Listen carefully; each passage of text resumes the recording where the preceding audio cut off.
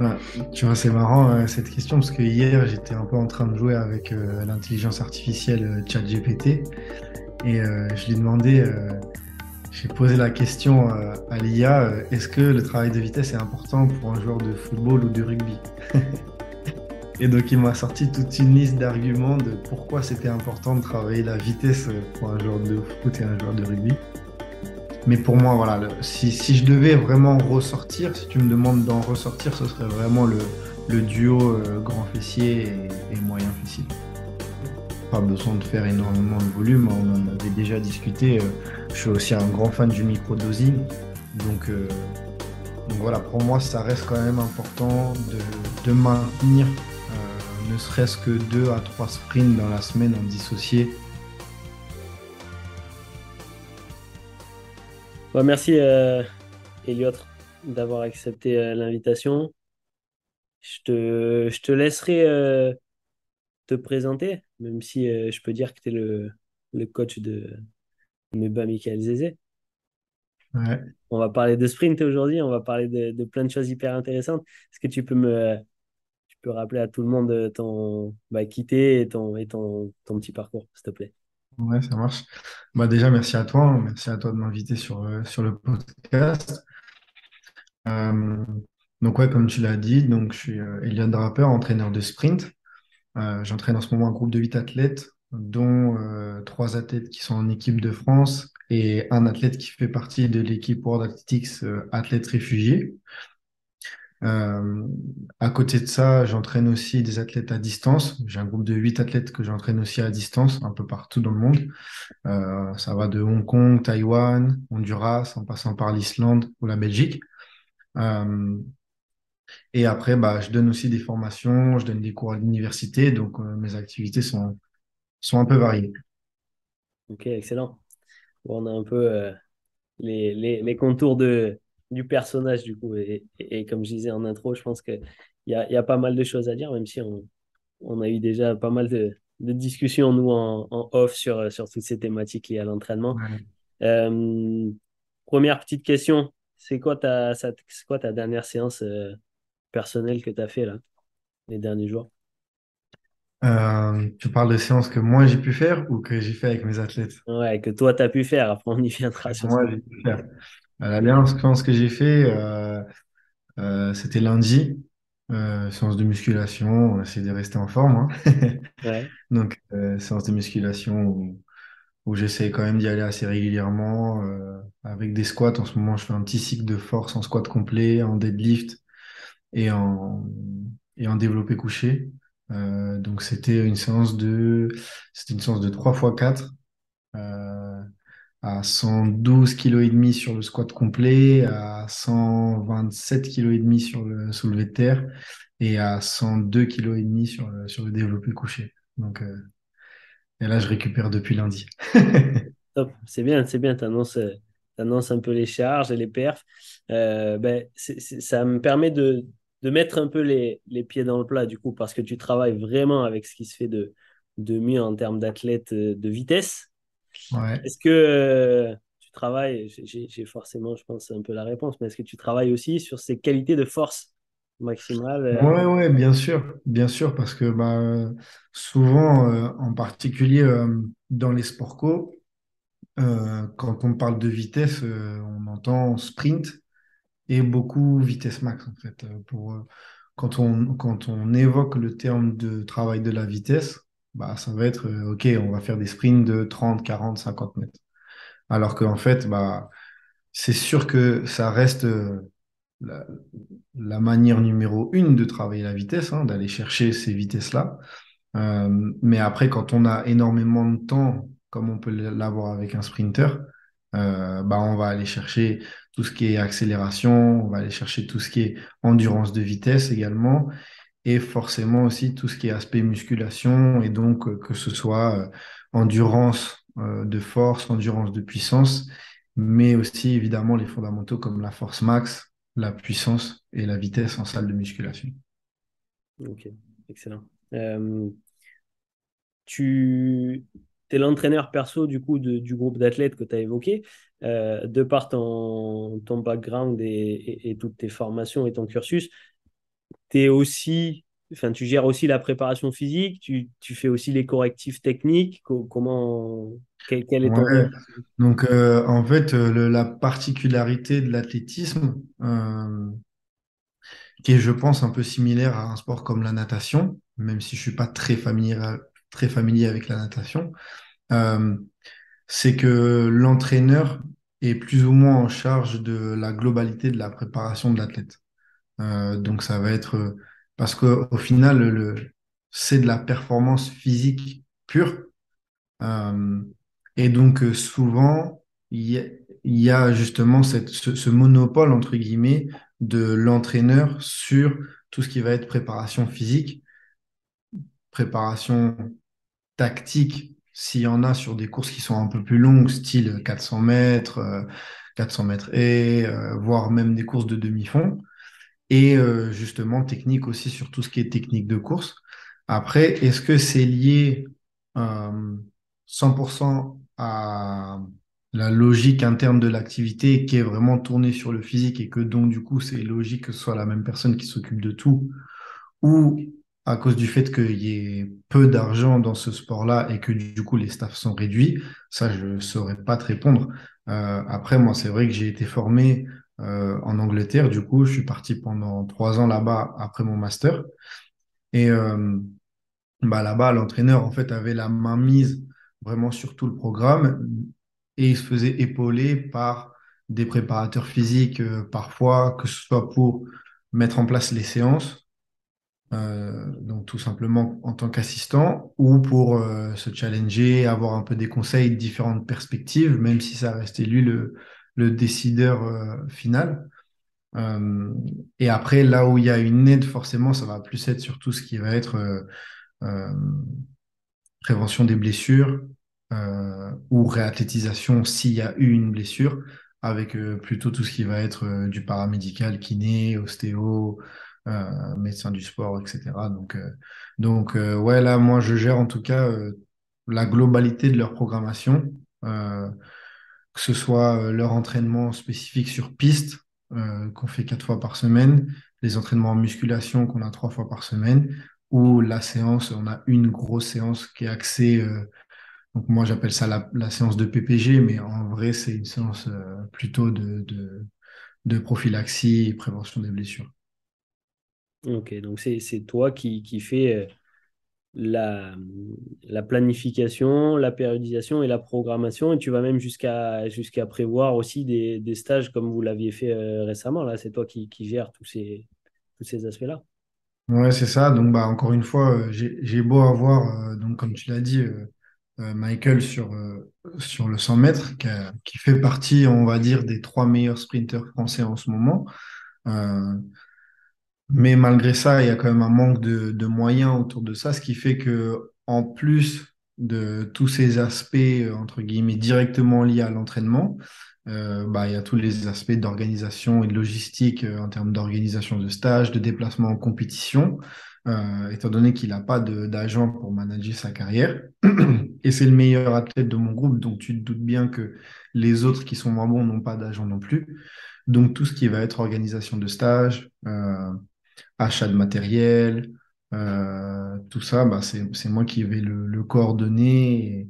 Et donc, on s'organise en tant que groupe hein, pour essayer de mettre en place des conditions d'entraînement qui sont les plus optimales pour qu'ils puissent performer pendant la saison majoritairement estivale. Hmm. Ouais, enfin, ça me permet de faire une petite aparté, mais j'ai une profonde admiration moi, pour toutes ces disciplines qui s'entraînent et pour lesquelles les sportifs sont de vrais athlètes et ont des volumes d'entraînement hebdomadaires largement supérieurs à de nombreux sports collectifs et qui, malheureusement, comme tu dis, économiquement et financièrement, c'est quand même compliqué. Il y a un gap par rapport à ce qu'on peut voir, mais c'est franchement grosse force hein, parce que c'est Ouais, ah, c'est merci. beaucoup d'investissement et en fait, on les suit, ces athlètes, sur les championnats du monde, sur les Jeux olympiques. Et le reste du temps, ben, on n'en parle pas et pourtant, ils s'entraînent et c'est des machines. Ouais, c'est vrai. Et puis c'est pour ça, après, bon, c'est le jeu, hein, j'ai envie de dire, parce que bah, c'est sûr que regarder un match de rugby qui dure 80 minutes, un match de foot qui dure 90 minutes ou un match de basket, bah forcément, ça peut être plus médiatisé, attirer plus de personnes et donc forcément générer plus d'argent, alors que l'athlétisme, c'est quand même une discipline très générale, euh, en passant par le sprint, le demi-fond, le lancer de javelot. Donc, ce qui fait le saut à la perche, ce qui fait que chaque épreuve va être en soi assez courte. Euh, Si on va même sur un concours de perche qui va être assez long, bah, ça va être quand même très entrecoupé. Et puis, l'activité en soi elle va durer une dizaine de secondes maximum. Donc, c'est sûr que c'est un peu plus difficile à médiatiser et donc un peu plus difficile de capitaliser sur ces événements-là. Mais après, c'est ça, hein, c'est la loi des médias principalement et de l'argent qui peut rentrer et sortir de ce sport-là. Donc, on fait avec ce qu'on a et on essaie de contrôler ce qu'on peut contrôler pour essayer justement de rentrer dans ce top mondial, dans ce gratin mondial qui, lui, bah, permet d'être confortablement, en tout cas confortablement installé pour pouvoir se préparer au mieux, quoi. Hmm. Mais c'est important quand même de le dire et de le rappeler rapidement. Du coup, on focus un peu plus sur le sprint. Tu es quand même l'expert dans ce domaine. Est-ce que tu peux me dire ce qu'est un sprint, les différentes phases du sprint, même si tu pourrais pas en parler pendant 3 heures, tu m'as dit. Ouais, bah après, dans un sprint, donc de manière générale, il y a trois grandes phases euh, avec deux phases qu'on pourrait rajouter. Les trois grandes phases, c'est du coup la phase d'accélération, euh, la phase de transition et la phase de vitesse maximale. Donc ça, c'est les trois phases, on va dire, classiques. Euh, pour un sprinter, la phase d'accélération, elle va être vraiment entre 0 et 20 mètres à peu près. La phase de transition va se situer entre 20 et 30 à 40 mètres. Et la phase de vitesse max, ça va être assez courte hein, en soi. Ça va être les 10 à 15 mètres qui vont suivre cette phase de transition. Donc, la phase de vitesse max, en fonction du niveau du sprinter, elle va se situer, j'ai envie de dire, entre 40 et 60 mètres. Euh, donc, tu me diras, un sprint, ça dure 100 mètres. Donc, qu'est-ce qui se passe après? La phase qui va suivre, entre guillemets, après 60 mètres, ça va être du maintien, donc de l'endurance de vitesse, va même y avoir une légère décélération. Et donc ça, c'est les deux autres phases secondaires, entre guillemets, qu'on pourrait appeler secondaires. Donc c'est la phase de maintien de la vitesse maximale ou d'endurance de vitesse, qui est importante dans le sprint. Euh, et la phase du coup de décélération, même si là, c'est pas une décélération volontaire, quand on rentre dans du coup l'entraînement de la vitesse dans le sport co, la phase de décélération, elle va devenir à part entière une phase du travail de la vitesse. Parce que là, pour le coup, elle sera vraiment volontaire. Hmm. Ouais, bien sûr. C'est pour ça que la terminologie est la même, mais le fond est totalement différent. On va lutter, pour le coup, dans ta discipline contre, lutter contre l'apparition de la fatigue, en fait. C'est ça, la vraie phase de décélération. Alors que nous, concrètement, on observe quand on parle de mouvements de transition, donc des accels d'aisselle, quasiment, ça dépend des études, 800, 1000, parfois 1500 mouvements de transition. Donc, avec des blocages et des changements de direction assez rapides. Ouais. Tu as aussi, du coup, fait le lien, parce que c'est ça aussi qui est intéressant avec certains joueurs de sport co. Je sais que tu as travaillé un peu avec le rugby, avec le foot. Quel lien, quel parallèle tu peux faire avec ces différentes phases et ce que tu proposes au quotidien? Ouais. Tu vois, c'est marrant cette question parce que hier, j'étais un peu en train de jouer avec l'intelligence artificielle ChatGPT et je lui ai demandé, j'ai posé la question à l'IA, est-ce que le travail de vitesse est important pour un joueur de football ou de rugby? Et donc, il m'a sorti toute une liste d'arguments de pourquoi c'était important de travailler la vitesse pour un joueur de foot et un joueur de rugby.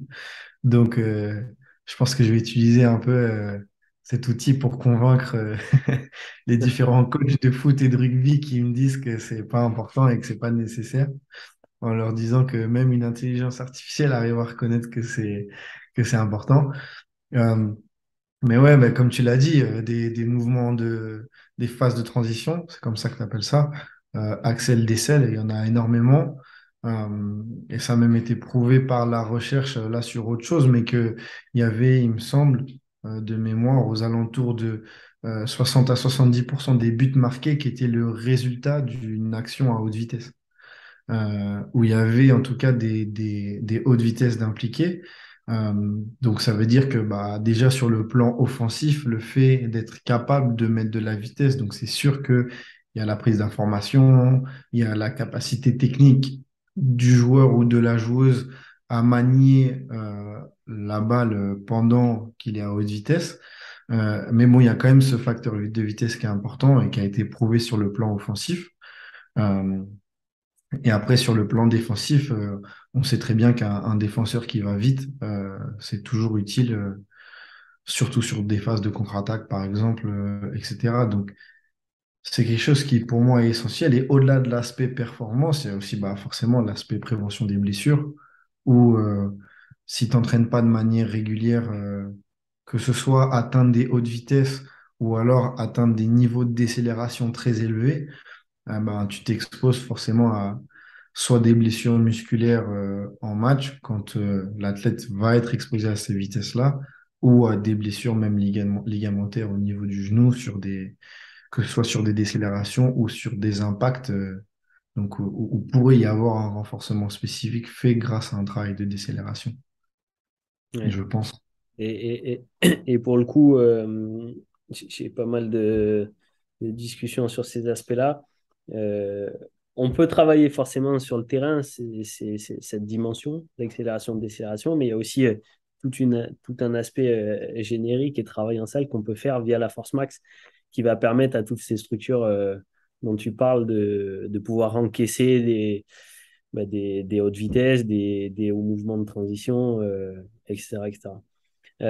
Tu parlais de vitesse max dans le foot. Je pense qu'il y a un réel intérêt. Et, il y a de nombreuses études qui viennent appuyer dans ce sens sur la prévention des blessures, notamment Martin Buchette la dernière fois, il y a peu de temps, qui a repartagé l'intérêt de sprinter et de se rapprocher. Alors, on disait il y a encore quelques mois, quelques années, d'être au-dessus de 90% de sa vitesse max au moins une fois par semaine.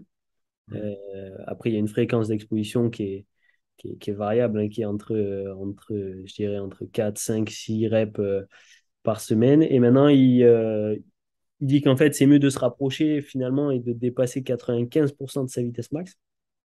Au final, ça semble logique avec ce que tu dis, de se rapprocher toujours et d'exposer toujours ses muscles et ses tendons, nos ligaments à ces hautes intensités.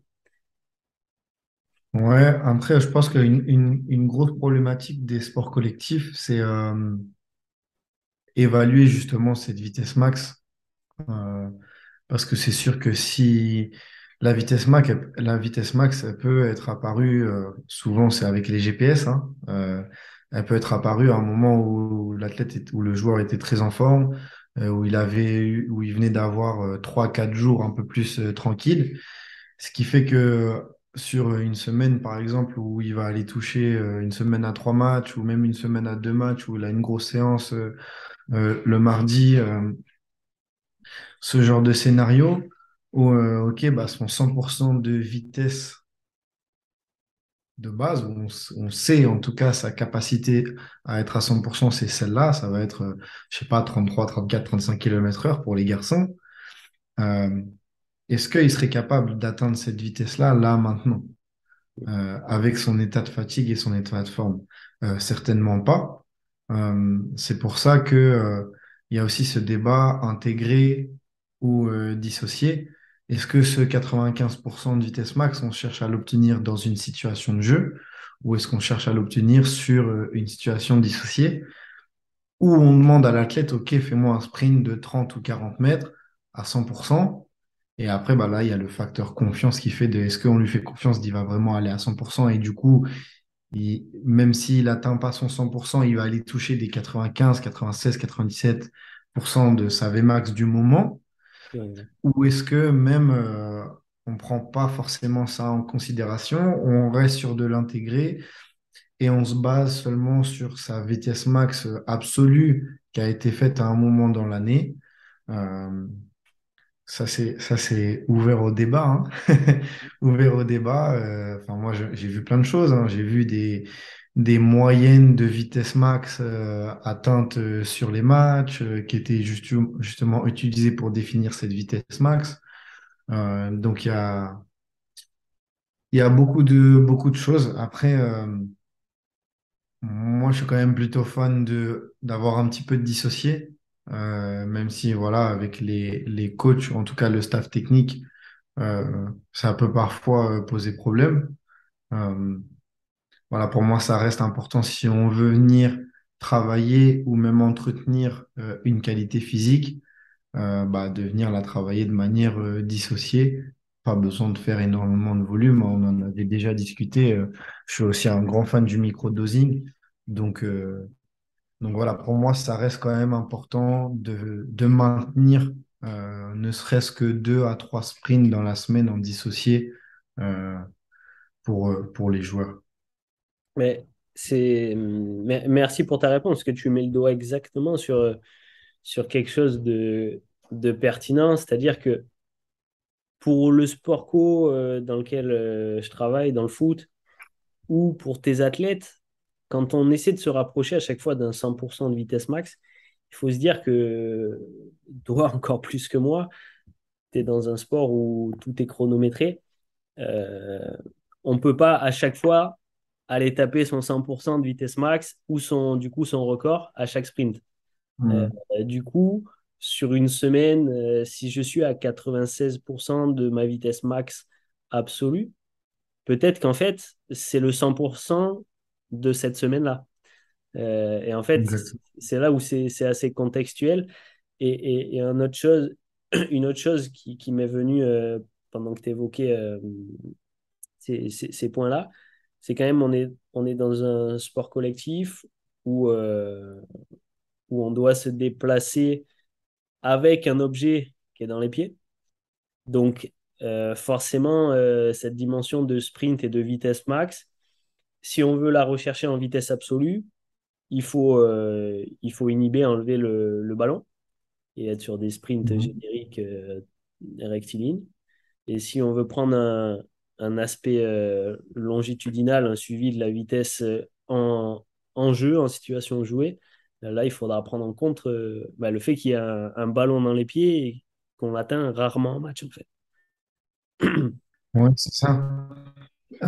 Après, souvent, cet aspect de OK, je vais travailler une vitesse max que mon joueur il va jamais atteindre avec balle au pied ou même balle en main pour un joueur de rugby, parce qu'au final, c'est un peu le même combat, hein, même si le ballon n'est pas au même endroit et que c'est sûr qu'il est très certainement plus facile d'atteindre des hautes vitesses avec un ballon dans les mains que dans les pieds.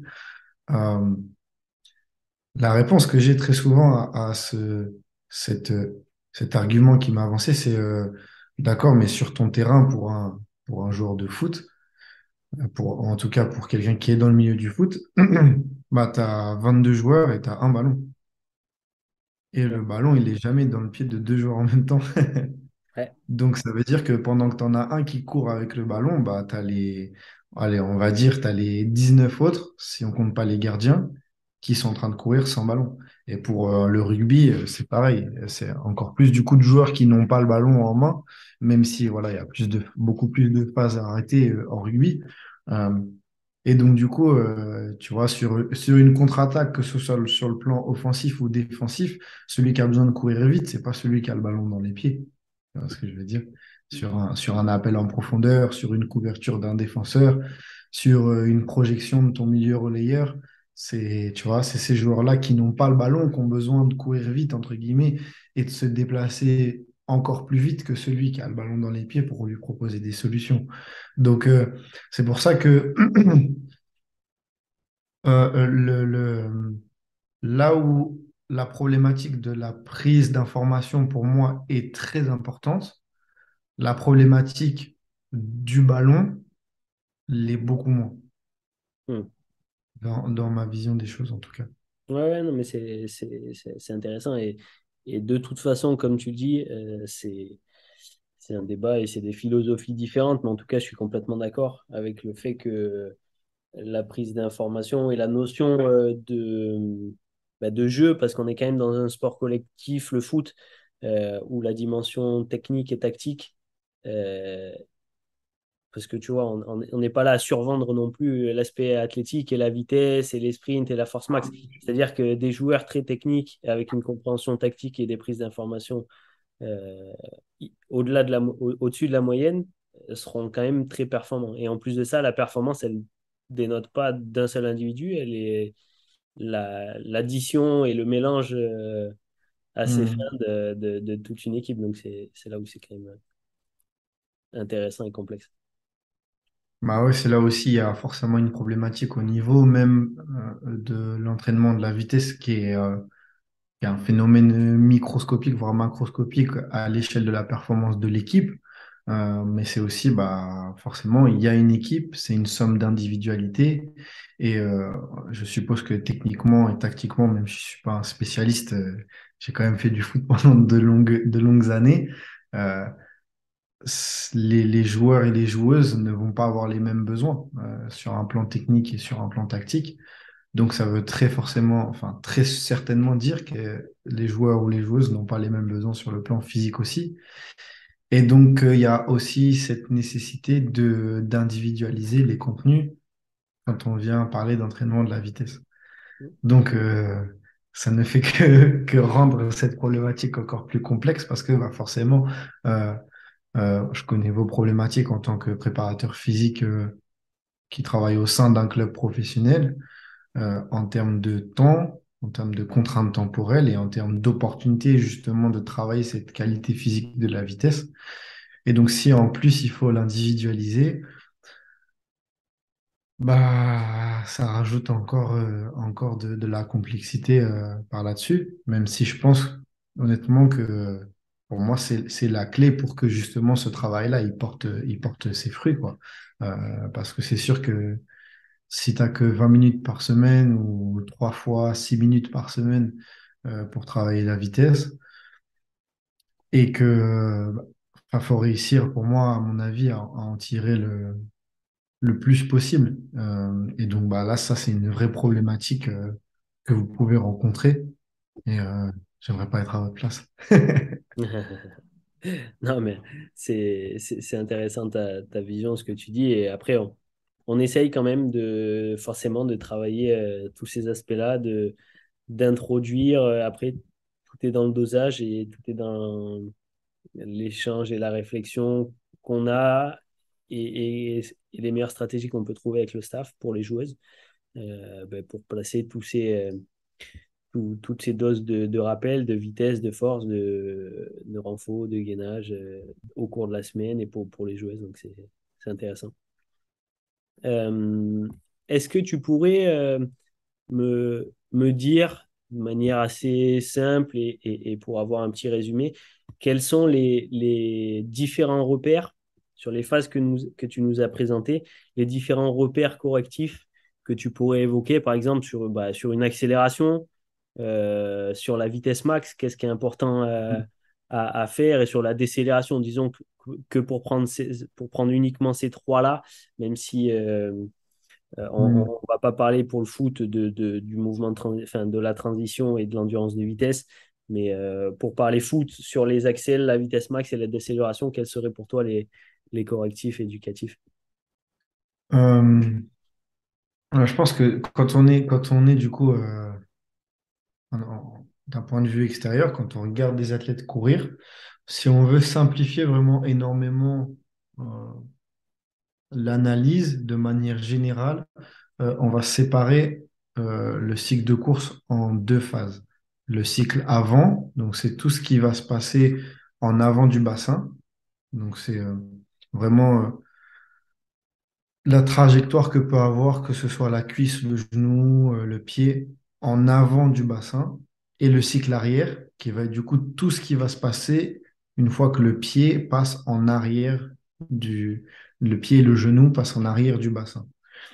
Donc ça, on peut séparer les deux. Et de manière générale, on va avoir certains joueurs qui vont avoir une dominance à être plutôt en cycle avant et certains joueurs qui vont avoir une dominance et être plutôt en cycle arrière. Le, le cycle arrière, c'est quelque chose qui, longtemps, je pense que c'est en train de commencer à être déconstruit, cette image-là, mais quelque chose qui a été longtemps mal vu et qui a eu une connotation négative. Le cycle arrière, entre guillemets, on n'en veut pas. Euh, Parce que ça se et réfère un peu aux disciplines de fond et d'endurance, non? ouais, voilà, c'est ça. Euh, Après, la question, c'est on en veut, mais on n'en veut pas trop.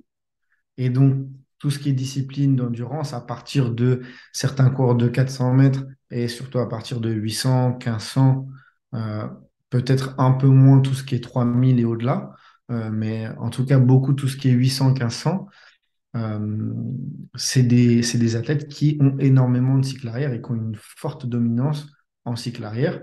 Euh, pour des stratégies d'économie de course, etc.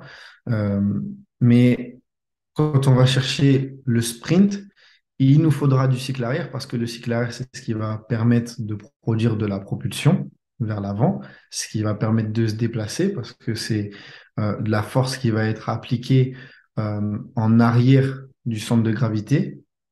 Et donc, les forces de réaction au sol vont nous permettre d'aller vers l'avant. Euh, mais d'un autre côté, le cycle avant est énormément important euh, parce que c'est tout ce qui va se passer lors du cycle avant, c'est la préparation de la phase de contact au sol et la première partie de la phase de contact au sol.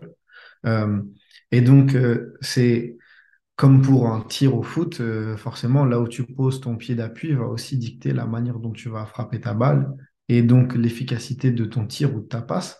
Et donc, cette phase de préparation va aussi être importante. Euh, donc ça, on peut vraiment le séparer sur ces deux parties. Et bah, l'idée, ça va être de retrouver un certain équilibre. Donc, chez ceux qui ont trop de cycles arrière, eh ben, essayer de recréer un peu plus de cycles avant. Et chez ceux qui ont trop de cycles avant, on peut jamais vraiment avoir trop de cycles avant. Mais si on n'a pas assez de cycles arrière, pour le coup, ben, rééquilibrer pour améliorer la propulsion. Donc ça va être surtout ça va être un principe qu'on peut appliquer, que ce soit en accélération et en phase de vitesse max, retrouver cet équilibre. Euh, et sur la phase d'accélération, l'autre critère majeur euh, qu'on va pouvoir vraiment étudier, ça va être l'orientation du joueur ou de la joueuse. Est-ce que ce joueur est capable de s'orienter dans la direction dans laquelle il veut aller, que ce soit vraiment au niveau de ses hanches ou au niveau de son tronc et de ses épaules. Euh, et quand je parle d'orientation, j'ai exprès pas dit orientation vers l'avant parce que lors d'un changement de direction, par exemple, bah, ça va certainement être une orientation latérale sur les deux premiers appuis qui va ensuite se transformer sur une orientation vers l'avant. Donc, si je devais le résumer, ce serait est-ce qu'il y a un équilibre entre cycle avant et cycle arrière? Et est-ce que lors d'une accélération ou réaccélération après un changement de direction, l'athlète est capable de s'orienter dans la direction dans laquelle il veut aller? Ok, excellent. Donc, tu nous parlais d'accélération, euh, d'accélération latérale. Pour toi, quels sont les groupes musculaires prioritaires sur ces mouvements d'accélération? Disons que quand tu parles d'accélération, toi, dans ta discipline, tu es forcément sur un démarrage dans les starts. La plupart du temps, je ne sais même pas si d'ailleurs, parfois dans les entraînements, vous utilisez sans les starts.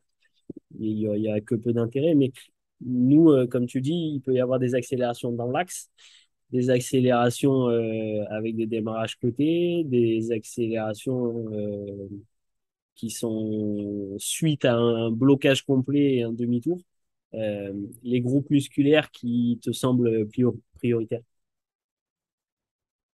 Alors pour moi, il y a un groupe musculaire qui va vraiment être clé, ça va forcément être les fessiers. Excuse-moi. Ça va vraiment être les fessiers, que ce soit grand fessier, moyen fessier, tous les muscles stabilisateurs de la hanche sur le plan postérieur. Ça va être vraiment, je pense, une priorité, surtout grand fessier et moyen fessier. Euh, Après, au-delà de ça, je pense que tout le reste des groupes musculaires vont être importants, vraiment de manière assez égale. Euh, Parce que voilà, on va rentrer là dans tous les muscles de la jambe, que ce soit mollet solaire, enfin que ce soit jumeau solaire, pardon, euh, ou même tibial antérieur, tibial poste, euh, pour la stabilisation du genou, ça va être important. Et après, bah, forcément, que ce soit les ischio-jambiers, les adducteurs ou les quadris vont être importants également. Euh, si je devais vraiment ressortir, si tu me demandes d'en ressortir, ce serait vraiment le duo grand fessier et moyen fessier. Je reste encore une dernière fois sur l'accélération, parce que c'est quand même des choses qu'on essaie de mettre en place, forcément nous aussi, à notre niveau, dans du travail spécifique ou dans les échauffements. Quelle est, selon toi, la consigne verbale qui pourrait réellement faire comprendre à l'athlète comment il doit agir au sol sur ces phases d'accélération? On parle même plus d'accélération latérale, etc. Hmm. Enfin, disons que sur de l'action vers l'avant, quelles seraient pour toi les consignes ou quelles sont les principales consignes que tu transmets verbalement? Euh, je pense il y en a deux. Enfin, encore une fois, tu vois, il y a ces deux groupes-là que j'essaie de différencier. Donc, il y a le groupe qui va plutôt être avec une dominance de cycle arrière, qui va avoir du coup besoin de réduire ce cycle arrière pour recréer du cycle avant. Euh, et donc là, ça dépend encore une fois de l'athlète, mais la consigne que j'utilise le plus, ou même c'est plutôt une image, c'est d'utiliser ses jambes comme des pistons. Donc d'utiliser vraiment d'avoir ce genou qui monte, qui descend, mais un piston, ça n'a pas de mouvement circulaire, donc c'est vraiment un mouvement dans deux directions, vers l'avant et vers l'arrière. Euh, donc si j'ai un athlète qui doit limiter son cycle arrière et augmenter son cycle avant, je vais plutôt essayer de mettre en place enfin de lui faire intégrer cette image de piston et après l'associer à de la vitesse et à plus de fréquence. En réalité, c'est peut-être pas plus de fréquence, mais c'est comme ça que je le vulgarise et que je le verbalise à l'athlète. Donc, rajouter de la fréquence et avoir une action de piston. Pour un athlète qui va du coup avoir du mal à se déplacer, du mal à pousser vers l'avant et du mal à créer du déplacement, et qui du coup lui va avoir besoin de créer du cycle arrière. Euh, Là, bah, les deux consignes principales, ça va être de s'engager vers l'avant plutôt que de se pencher ou de s'orienter. Ça va vraiment être une notion d'engagement pour qu'il y ait vraiment euh, une implication complète de l'athlète, un engagement vers l'avant et pousser le sol derrière lui. Donc, engage-toi vers l'avant et pousse le sol derrière toi.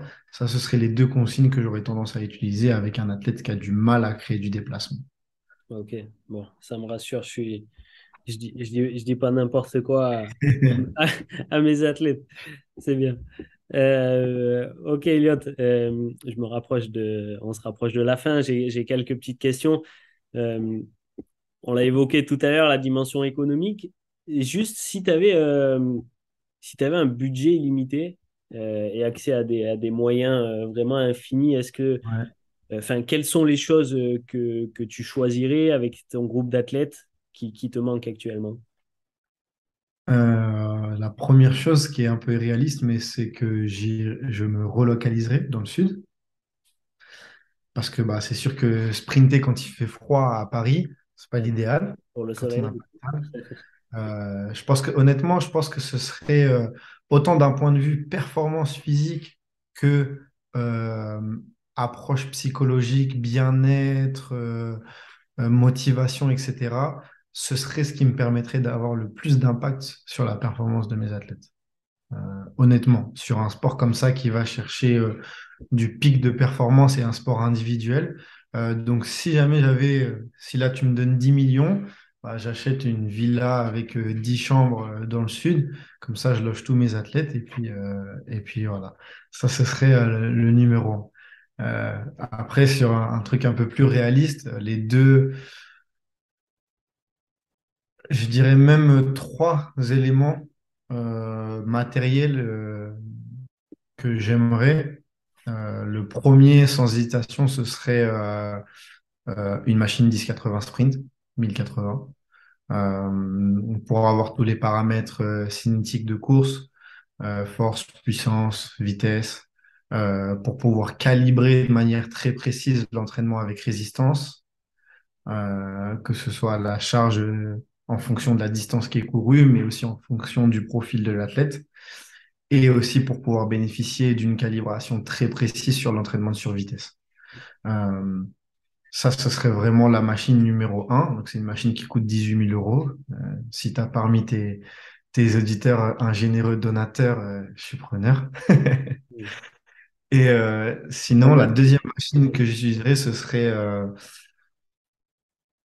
une machine de squat yo-yo. J'ai pas envie de citer de marque, mais enfin, il me semble que Yo-Yo, c'est déjà une marque d'ailleurs. Donc, mais une machine K-Box ou Neuro Excellence qui font ce genre de machine qui permet cette surcharge excentrique, euh, ce overload en excentrique. Ça, je pense que ce serait la deuxième machine que j'utiliserais en musculation du coup. Et la troisième chose que j'utiliserai, c'est un tracker pour le sommeil et, le readiness state de mes athlètes au quotidien. Donc les deux choses qui me viennent en tête, c'est soit la Oura Ring, soit le bracelet Whoop. Mm.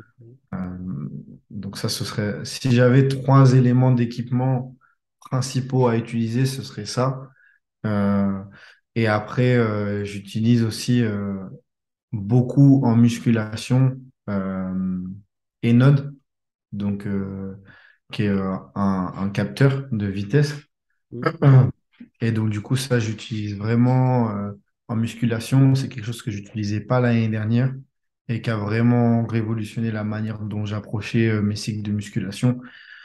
Euh, qui me permet d'adapter beaucoup plus ce que je fais avec les athlètes, que ce soit en termes de répétition, en termes de set et surtout en termes de charge. Euh, donc ouais, voilà, moi j'utilisais Node et sinon des GPS aussi. Donc ça, c'est très peu utilisé dans le sprint. Euh, Ça commence un petit peu avec le projet de recherche Fulgur qui est mis en place à l'INSEP. Mm. Euh, mais ils utilisent eux beaucoup sur tout ce qui est quantification de la charge. Euh, Après, l'avantage qu'on a, c'est que, enfin, moi, si leur séance c'est 3 fois 200, je sais que leur charge c'est 600 mètres. Euh, donc, au niveau de la quantification de la charge, moi, j'utilise pas trop, mais c'est plutôt justement pour ces aspects endurance de vitesse, euh, même vitesse max, aller chercher la vitesse max sur les GPS. Donc, je travaille avec GPXE en Italie. Et ouais, vraiment qui offre un support en plus assez bon, une grosse disponibilité, qui sont en train de développer un profil aussi euh, accélération vitesse. Mm. Euh, donc ça, pour les sprinteurs, bah, ça m'aide beaucoup. Euh, et donc j'utilise ça aussi assez régulièrement et ça permet aussi justement d'avoir le fait d'avoir ce profil accélération-vitesse qui se base sur une moyenne parce que de base, ils l'ont designé pour des sports co. Mm. Euh, et ben, ça me permet aussi de savoir quel est le niveau moyen de mon athlète sur un jour J où il a fait 6 fois 40 mètres ou 6 fois 60 mètres. à des allures très proches de Vmax, eh ben, j'utilise ce profil accélération-vitesse que je peux avoir grâce à GPXE euh, pour déterminer ce niveau qu'il a au jour J et qui me permet de calibrer les séances futures. Et après, l'objectif, c'est forcément toujours que les athlètes soient capables d'atteindre des vitesses plus élevées semaine après semaine, euh, après la grosse coupure, on va dire, post-saison de l'été, quoi. Hmm. Ouais, bah, c'est top. Tu viens de faire une longue réponse avec quelques pépites, donc j'encourage les gens qui savent pas de quoi tu as parlé, que ce soit du 10-80, que ce soit des GPS ou même des bracelets pour monitorer le groupe, etc., d'aller voir ce que c'est. C'est pas mal, là. Ta réponse était très intéressante. Très intéressante, notamment la première partie. J'ai bien aimé le fait de vouloir déménager dans le sud avec tout ce que le soleil porte sur la santé, etc., etc. Excellent. Comment tu fais pour rester au fait de l'actualité scientifique, des nouveautés, etc. C'est compliqué, je vais pas te mentir, c'est compliqué.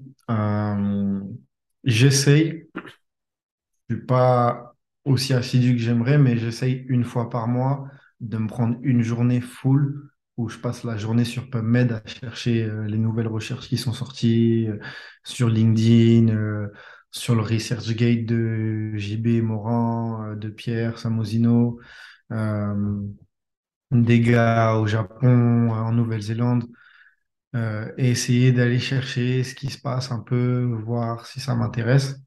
Euh, je reste énormément en contact avec mes collègues, hein, que ce soit avec toi. D'ailleurs, il faut toujours qu'on se fasse ce petit catch-up sur tout ce qui est, sur tout ce qui est euh, les règles, etc., les menstruations des femmes et comment adapter l'entraînement par rapport à ça.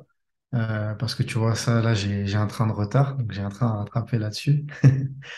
Euh, mais ouais, j'essaie de me prendre une journée et après, bah, forcément, je reste en contact avec Baptiste Hamid à Toulouse, avec Pierre Moitry qui est kiné au Racing 92, avec, Alan Ryan au Stade Toulousain Rugby, Thomas Boldrini au Stade Rochelet Rugby, pareil, voilà, voir un peu eux ce qu'ils font. Et puis avec mes autres collègues qui sont dans l'entraînement de sprint, hein, que ce soit en Angleterre, aux États-Unis ou même quelques-uns en France. Même si voilà, dans le sprint, ça reste un peu plus. Je sais pas trop comment c'est. Je pense que dans le foot et dans le rugby, c'est pas comme ça, mais dans le sprint, c'est un peu Ouais, conservateur. On ne cloisonné. partage pas trop ce qu'on fait. Donc voilà, c'est un peu dommage, mais ou même avec Richard Curzas, qui est responsable du relais 4 fois 100 mètres, j'échange aussi pas mal.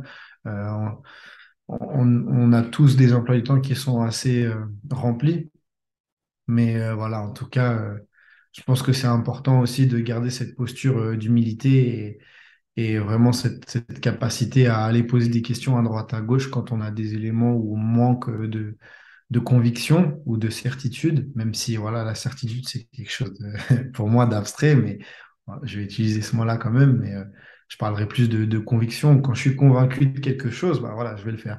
Mais si je suis pas convaincu, bah, voilà, je vais pas hésiter à envoyer un message aux personnes qui, je pense, pourraient m'aider. Ça, je pense que c'est très important aussi de garder aussi cette ouverture d'esprit. J'essaye en tout cas de rester à la page. J'ai aussi des stagiaires qui travaillent avec moi et donc parfois avec leur mémoire, etc. Ou quand je vais donner des cours à l'université, j'ai des questions qui reviennent. Les athlètes dont je dirige les étudiants dont je dirige le mémoire, pareil, ils viennent avec des questions, ils m'obligent à replonger un peu là-dedans. Euh, et donc, je pense que c'est un tout. Euh, J'aimerais faire encore un meilleur taf pour rester encore plus à la page. Mais voilà, c'est sûr que maintenant qu'on est dans le vif du sujet, avec tout ce qu'il y a à gérer, ça peut parfois s'avérer un peu compliqué. Ok, Excellent.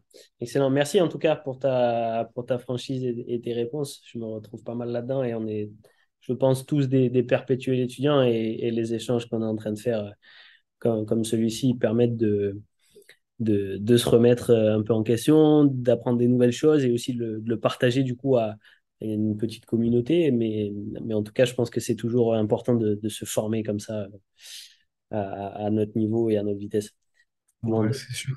tout C'est au long de sûr sa à vie. 100%. Merci Elliot. Où est-ce qu'on peut te retrouver sur les réseaux si on a des questions sur tout ce qu'on Bah, merci à toi. Merci à toi. C'était super cool. Quand tu veux, hein, tu me réinvites sur le podcast. a. Carrément, on pourra, j'ai déjà plein d'idées. On pourra se refaire un autre épisode avec grand plaisir. Et puis, bah, vous pouvez me trouver du coup pour tes auditeurs, hein, s'ils veulent me poser des questions, que ce soit sur LinkedIn, Elliot Draper, sur Instagram, pareil, et Instagram et Twitter d'ailleurs. Donc Elliot Draper aussi, et puis mon pseudo c'est L-du-bas Speed is key. Pareil par mail aussi, hein, l.speediskey@gmail.com.